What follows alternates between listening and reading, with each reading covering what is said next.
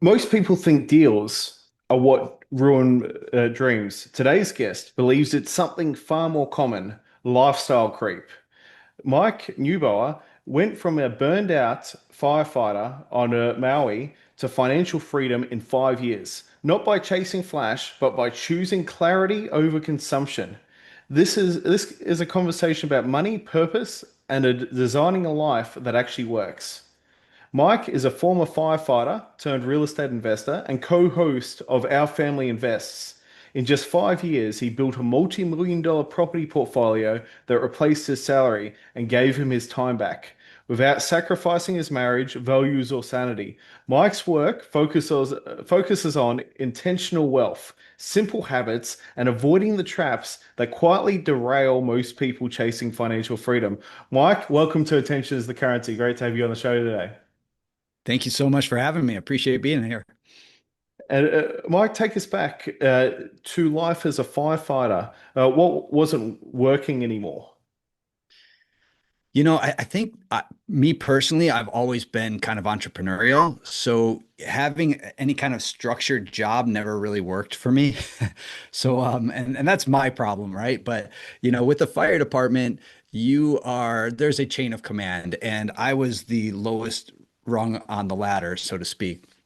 And that's fine for what it is, but Um, I just knew that it wasn't going to be for me long term. Plus, I'm not really built to be a firefighter. So I had to work really, really hard to get that job and to maintain any kind of status there at all.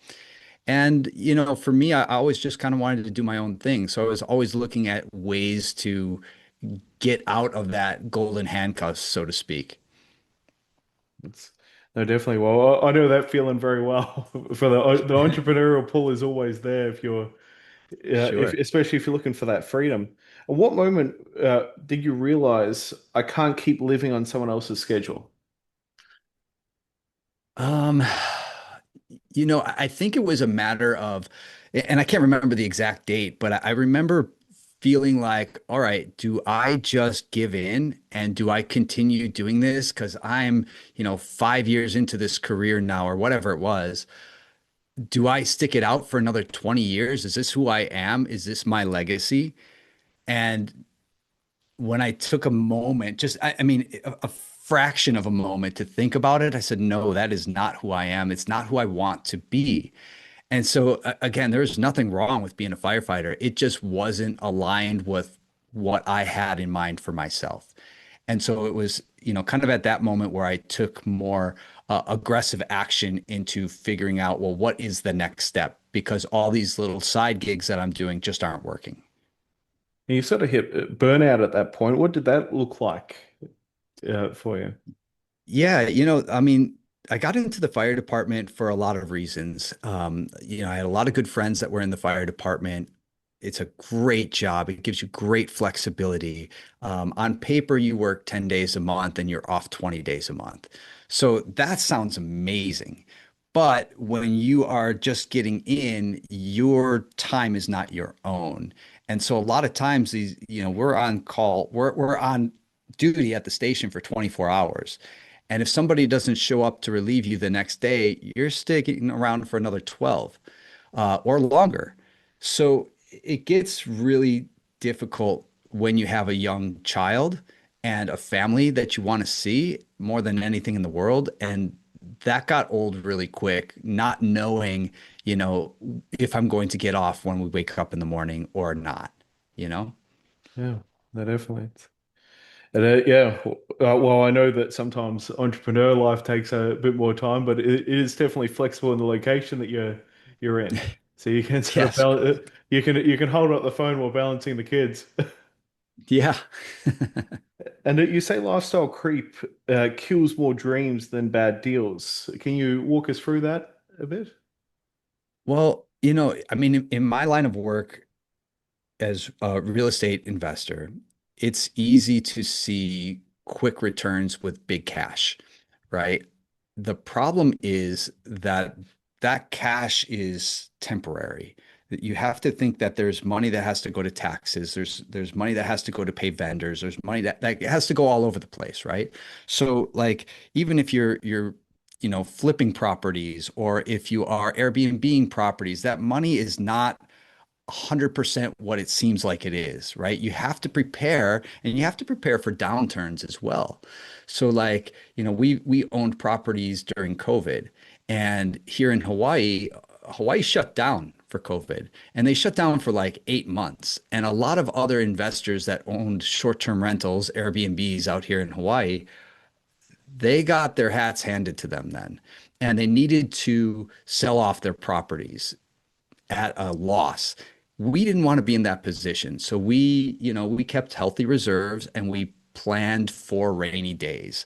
Lifestyle creep is like, you see a lot of money going into your bank account. So now it's like, well, I used to drive a Toyota, but I'm kind of feeling the Lexus now. Or you know what, that Maserati looks really good too. That's not us, right? I still drive the same truck that I drove back then. Um, Nothing has changed. The headliner's falling down and it's starting to rust, but I don't have a Cybertruck in my yard. I have a Tacoma, and it'll probably be with me for a very long time because it's not important. The important things to me are my family and the experiences that we get to generate. And so we use money for that purpose. We don't use it to flagrant anything. I'm still in the same house that I was back then. We made a lot more money. We have a lot more in assets, but there are things that are important and there are things that are not. And I've seen people spend money on things that really don't matter in the long run. And then it wipes them out because of cash infusions needed in their business that they just don't have. So Um, be careful with lifestyle creep. Definitely, it's very, very common. And I remember in my early days, because I was a real estate agent at one stage, and a Sure. big commission check comes in, and you think it's going to last forever, and then your overheads are going up, Exactly. and then you're not getting that next deal through, and Yeah. it just disappears, Yeah. depreciating assets on That's that one. it. And yeah, and you answered onto that one because you didn't deliberately upgrade as your income grew, which is I think that's a really solid takeaway for anyone listening to the show today around the methods of actually building wealth. And it's Yeah. because people are rushing out there as soon as the opportunity arises. If they've got money in their hand, it's like the burning a hole in their pocket. Yeah. Yeah. I mean, there's some strategy to be played with there too, right? Like we want nice things. It's just at what cost does it come with? And are we in the position to do that yet? Right. And so for us, we are essentially a lot more conservative than some of our contemporaries. Yeah. And how did clarity about your life come about money? That's a good question. Um, I think that I grew up with a scarcity mindset around money. And I think that that is still something that I'm dealing with, right? Because it doesn't matter how much money is in the bank. I have a tendency to think like, well, it's never enough. It won't last forever. And that's good and bad, right? It's good because it helps me not jump into that lifestyle creep, but it's bad because I don't see the abundant side of it either. And so that is something that my wife is definitely helps me balance with. She understands, hey, we are here for a moment and then it's gone, right? So there are things that we can spend money on, or we don't need to always look at the price of avocados. We can buy an avocado, right? Little things that like, is this important? Is this going to change the picture? And so I've gotten better with that and to not look at money as a commodity that's always fleeting. It's something that is a tool that we're using as wisely as we can. Yeah, that's perfect. And we, of course, people want to hear about the early moves. And can you walk us through because people no doubt anyone listening is going, well, what do I do now? And can we Sure. talk about the ADUs, the short-term rentals, the reinvesting, and what actually worked early on? Sure. Yeah, no, that's a great question. I think that it starts with that discipline and it starts with kind of understanding money a little bit, understanding debt, understanding leverage. And it took me a while, to be honest. I was a firefighter and I was lucky that my station was situated right next to a library. I was lucky that my senior firefighter was a real estate investor. And so I had resources that I could pull from to see, like, hey, how does this work? What are you doing here? And then how can I expand upon that? So I took a long time to learn. And that may be because I'm a little slower than most people. I don't know. But before I took any action, I learned a lot. I learned the lingo. I could talk to any lender. I can talk to any agent. I knew what I was looking for. And we started out with an ADU, which here in Hawaii we call them ohanas. And it's essentially just like a portion of our house. We built out a portion of our house so that it was an extra unit that we could rent out to, whoever needs housing. And so we took out a home equity loan out of our home for that. So we had equity built up in the home that we already owned. And we used that to build out this ADU. And we started renting it and started seeing the cash flow coming in. And that's where it was kind of a switch, like, oh wow, that's more than paying for our loan. And we have a nicer house. And we forced appreciation. All these things. And we're like, that's pretty cool. And so we kept bringing in that income. We never spent any of it. We always just kept it on the side. And when we started learning about short-term rentals, we got very, very clear about exactly what we wanted and exactly where we wanted it. And when the property showed up that fit all those boxes, then it was like, let's pull the trigger. And so we did, and it was scary. And our spreadsheet was a mile long, but it made sense. And we knew what the risks were that were involved with it. And it was an asymmetrical bet because we knew that if we invested in it, there was a chance that we could lose a lot of money. But there was also a chance, and a much better chance because of all the data we had in that spreadsheet, that this thing could be worth way more money, that we could produce way more income than the ADU. We just had to put in some hard work, right? And some time. And so we did that, and it stuck right with that spreadsheet, and it went the direction that we were hoping it would go. And all the numbers and all the data showed that it was going to go. It did exactly that. And so we did the same thing. We kept all that money in a separate bank account. We never touched any of it. And when an opportunity came up for another one, we did the same thing. And we just kept reinvesting and reinvesting and reinvesting. And so that got us to the point where we were making more passive income than I was making as a firefighter. And it did not take that long. Maybe because we got started with short-term rentals in a very hot market at a very good time. That all had something to do with it. However, a lot of it was the discipline that we had to not use any of that money, to keep it in the business, to reinvest it, right? And not to over leverage ourselves. And I think all those factors together kind of helped us to get to a point where we could breathe a little bit more. The income came in, higher than the fire department eventually as we kept growing. And then it was time to say, you know what? I love having this W-2. I love the guys that I work with, but I really want to have every dinner with my son. That's more important to me. So I left the W-2 job, and that was it. That was it. No, that's really good, and love the thing these days of actually having multiple living spaces in the one property. Over Yeah. here in Australia, I don't know how much you see the market here, but it's very common now to split, even have 10 different living spaces in the same house. And Yeah. it just makes so much sense in that when you're building that up. So Yeah. that's two really great lines on there from maintaining your own personal money and watching what you spend and creating that additional income through the real estate. Yeah. And what mistakes do you think new investors make when do they sort of rush to scale? Yeah, I think they see the good oftentimes. They see, oh wow, that was amazing. And maybe things go right the first time or the second time, and maybe they go right the 10th and the 12th time. But maybe that 13th time is going to be a problem. And now, because you're trying to scale so fast, you don't have the reserves to deal with that problem. That's what I've seen most often. if investors are diligent about doing their homework and their underwriting and, understanding the market and all that, that's the one I think that kills most dreams or most businesses. Yeah.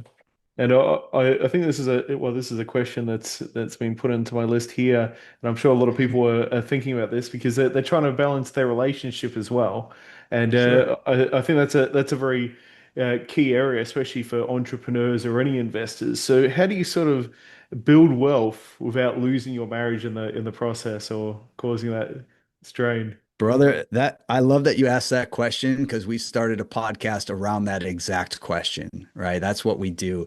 And that is an ever evolving question, right? Because there are always new wrinkles and there are new things that you have to work out with your partner, with your family. And I think that it is a strategy, but I also think that both people really need to be on board from the beginning. Like we were not on board initially when I wanted to invest in real estate. My wife didn't understand it. And so it took us some time to talk through it. Eventually, now she's a realtor and she's, fantastic at what she does. She understands because we took the time to talk through it, talk through, hey, here's the pros, here's the cons, here's what we can do if we position ourselves right. Let's just keep learning and going down this road. And when she started seeing the paychecks coming in, it became a little easier to understand and get on board with. But initially, we thought like, hey, we're going to be cleaning all of our Airbnbs. We're going to be doing all the handyman work for all of our Airbnbs. And so that didn't sit well with her, right? But it was, yes, we had to do that for a very short amount of time until we stabilized. And then it was, a friend of ours always says, stabilize, then stretch, or stretch, then stabilize, right? Depending on how you want to look at it. And so we stretched at buying the first property. And then we worked really, really, really, really hard. And then we stabilized. And then we stretched by hiring cleaners and handymen and all that. And then we stabilized. And then we stretched at trying to do development, and it's a cycle that continues to go, but it's definitely one where, communication is the key. It Yeah. just is hands down. You have to be on the same page. You have to talk through the hard stuff. And, the easy stuff is easy, right? The money stuff, when, oh, well, how much money you can make, that's great. That's easy, right? But you have to talk about the hard things. Well, what if it fails? How does it affect us? And how can we keep business business and family family? And first and foremost, like I told her, look, if any of this fails, I went to art school. I could be a sandwich artist. I can work at Subway, right? It doesn't matter. I can do anything. I will humble myself. I will work at Home Depot or Lowe's or whatever stores are out there, McDonald's. I don't care. I will provide for my family first and foremost. If this all goes away, it was a great chapter, and let's move on. Yeah. That's perfect. Well, there's so much in all of that because there's the communication. I guess it's also having the right partner by your side. That's not going out to buy the Louis Vuitton bags as soon as the first check it lands. That helps. Yeah. So but yeah, having that future plan because yeah, I always believe with anything, any relationship at all, you have shared goals. And I think Mhm. that's really, and that's what you've described, the solid Yeah. future. Uh, Yeah. so, what was the hardest shifts for identity wise to go from being a fireman to a real estate investor? Honestly, I feel like the hardest shift was internal, and it was one that was like, I don't feel like I belong in the room with the people that I'm surrounding myself with. And that took the longest amount of time for me to get into. Like, we have some we have an incredible community of people around us here in Maui, but all over the country. And this has been over years of, networking with people at conferences or online or wherever. Um, we have some really, really successful people that are very close to us. And so having conversations with them or even having them give me a call and ask my opinion on certain things is humbling because I don't feel like I necessarily belong in the room with a lot of those people. And that took a long time to overcome until I realized that, hey, you know what? actually have done the thing. I did make success. I did avoid failure. I am building something that is amazing, right? And so it's hard to sometimes look at yourself and see the great things you've done because you're always looking at like how far you still have to go, right? But if we turn around and we take a minute to just kind of look at like, wow, actually, I did do that. That's pretty cool. For me, that's helped me kind of get out of that imposter syndrome, so to speak.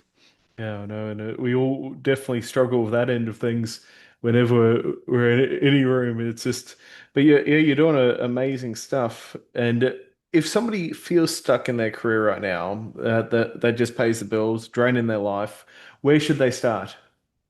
Yeah. There's a really good book by a guy named Cameron Harold, and it's called Vivid Vision. And it helped me a lot. It's real simple. I mean, you can sum it up in about a paragraph if you wanted to, but it's a short book, and it basically has you kind of outline a letter to your future self, right? Or to your current self from your future self, I should say. And so, like, what I took out of it was like, hey, I'm going to sit down 3 years from now, 5 years from now, 10 years from now, whatever. What do I want my life to look like? And forget everything else. What do I want it to look like? What do I want it to feel like? And can I get those emotions? What do those emotions feel like, right? Freedom. It feels like, waking up at 8 a.m. and like walking out to my lanai, my porch, and just having a green tea and overlooking the mountains, whatever it may be. It doesn't matter. Maybe I'm in another culture. Maybe I'm, you know, doing nonprofit work. Whatever that feels like, I write it down. And then I write an article in the future, like, hey, this is me. Today we're recording this on January 26th, right? 2026. And so I may take that 5 years from now, and it may be January 26th, 2031. And here's the article from, New York Times or whatever article publication you want to use. But it'll say like, it'll just describe who is Mike Neubauer. Hey, an interview with Mike Neubauer. Okay. Mike is a successful real estate agent. He runs a nonprofit doing this, and he lives in Siberia, taming white Bengal tigers. I don't know, whatever, right? But it is this whole thing, and you write it down with as much description as you possibly can. And then what I recommend is just printing it out and looking at it every so often. And it can say like, hey, maybe if it's real estate related, you want to have a 40 unit apartment complex in, I don't know, Columbus, Ohio, wherever, right? But you get ultra, ultra specific about what you want. You got your two kids, names are this and that. They go to this school. You're living here. The view faces west, and all that stuff, right? Get as specific as you possibly can. And then you figure out the how to get there later. But once you have it all written out, the descriptions, your mind starts to resonate on that. Over time, over time, over time, you start to see some of these things kind of falling into place. And I feel like that book really helped me when I took the time to write out that first article. I think I wrote it in like a men's journal, and it was about me as a photographer because, I have a passion for landscape photography. I've done a lot of that, but behind the lens, I called it. And it was like, I'm a real estate investor and I've got properties here, here, and here, and I'm doing this and I'm doing that. I'm also successfully shooting photography, all the things. And you know what? Like I probably wrote the first one 5, 6 years ago now. And I look back and not everything is aligned, but a lot of it is. And it's scary, but it's also pretty darn cool. So I've started to write these more frequently. And I'll tweak them as I go because sometimes things are important to me and sometimes that changes, right? Um, but yeah, I mean, having that vision kind of guides you, I think, subconsciously towards your goals. Definitely. Well, the how always comes to you when you know where you want to go.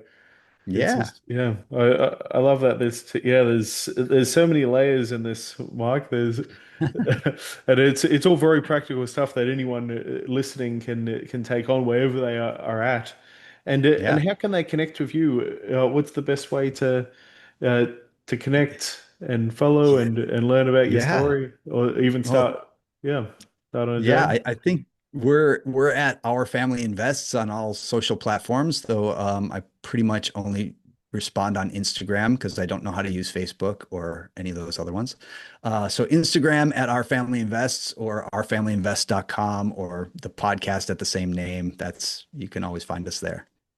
Excellent. And we're coming to the signature question now, where Mike, if attention is the currency, what should people stop wasting it on, or what should they start investing it in? I love that. Um, so we all have these little black mirrors, right, that sit in our pocket. And I mean, you can always track what you're looking at. And a lot of us spend a whole lot of time on social media. And I'm not going to denounce social media because I think that there's a lot of benefit in that. What I am going to say is that you should audit your feeds. And what I mean by that is like if you are, you follow Kim Kardashian and whoever else, I don't even know any like mainstream people, but you follow all these people, you're getting all that stuff in your feed, and then it's mindless scrolling, right? But if you start following people who are aligned with what you want to do, people in your genre or mentors, if you will, you can curate a mentor list, a master class in your feed. And so you can look through your cell phone and you can have Dan Martell and Ed Milet and all these guys in your feed feeding you the right information that helps you to learn so fast. And then you network with some of their people, and it's amazing at how many of them will actually respond and how quickly you can grow from passive to active in whatever you want to do. Excellent. That's perfect. That's a great way to wrap up. Mike Neubauer is living proof that freedom isn't built by chasing more. It's by choosing better. You can find Mike and his work. We'll put all of his links there. Our Family Invests, where he shares practical insights on building wealth with intention, clarity, and family at the center. Thank you very much, Mike. Thank And, you so much, Daniel. Appreciate you so much.